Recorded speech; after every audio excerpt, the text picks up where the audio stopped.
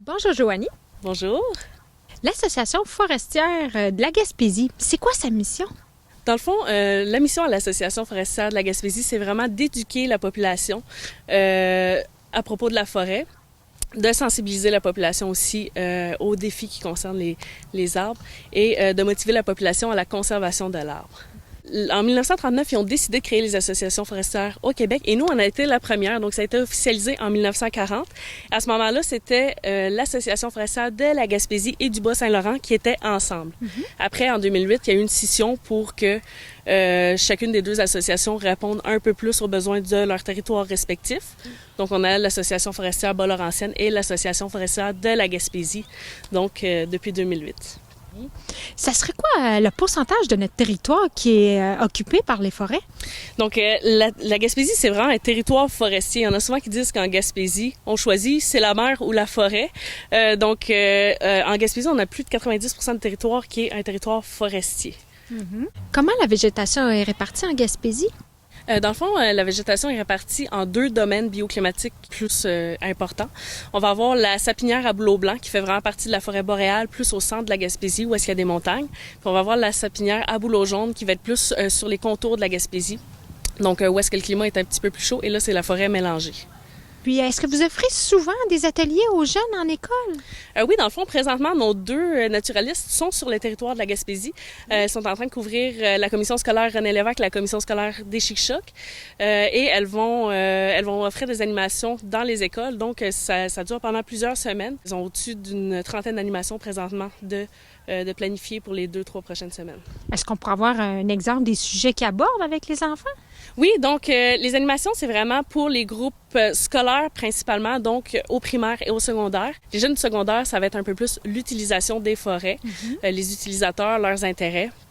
Il va y avoir aussi des visites de terrain, de coupes forestières ou de reboisement, ainsi que des visites d'usines. Et pour les jeunes du primaire, bien là, il va y avoir vraiment plus un éveil, en fait, aux réalités forestières. Donc, il va y avoir l'identification des arbres, on va parler des habitats fauniques, donc c'est quoi l'importance des arbres pour les animaux. On va parler aussi des changements climatiques, c'est quoi les propriétés du bois. C'est vraiment tout ce qui est dans l'arbre. Dans le fond, ça part vraiment de l'arbre, la plante, jusqu'au produit du bois et le rôle de l'arbre dans l'écosystème.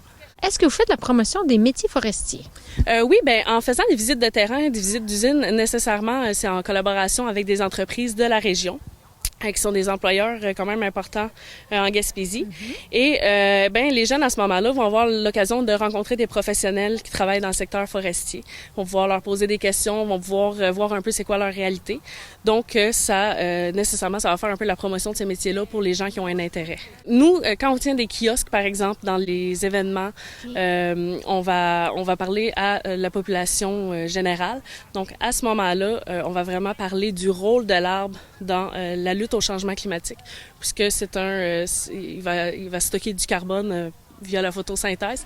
Donc, on va vraiment parler de la préservation des arbres dans ce rôle-là. Entre autres, on organise aussi le mois de l'arbre et des forêts. Donc, le mois de l'arbre et des forêts, c'est au mois de mai. On fait une distribution d'arbres en collaboration avec le MRNF. À ce moment-là, on va avoir des kiosques thématiques où est-ce qu'on va parler comment planter son arbre et le rôle que l'arbre va avoir pour lutter contre les changements climatiques. Si on voudrait soutenir l'Association forestière de la Gaspésie, on peut devenir membre? Oui, dans le fond, on a des membres individuels qui peuvent nous soutenir notre mission et on a aussi des membres corporatifs. Donc là, à ce moment-là, c'est plus les organismes de la région avec qui on travaille parfois qui vont pouvoir joindre en tant que membres. La forêt, c'est vraiment la structure de tous les gens qui vont s'intéresser à la nature. C'est grâce à elle si on a de l'air pour respirer. C'est grâce à elle si on a un sol sur lequel marcher, sur lequel planter nos légumes. C'est grâce à elle que qu'on a un stock d'eau de disponible. C'est vraiment ce qu'il y a de plus important dans la nature en Gaspésie. Donc, c'est vraiment important d'en prendre soin. Bien, merci beaucoup. Merci.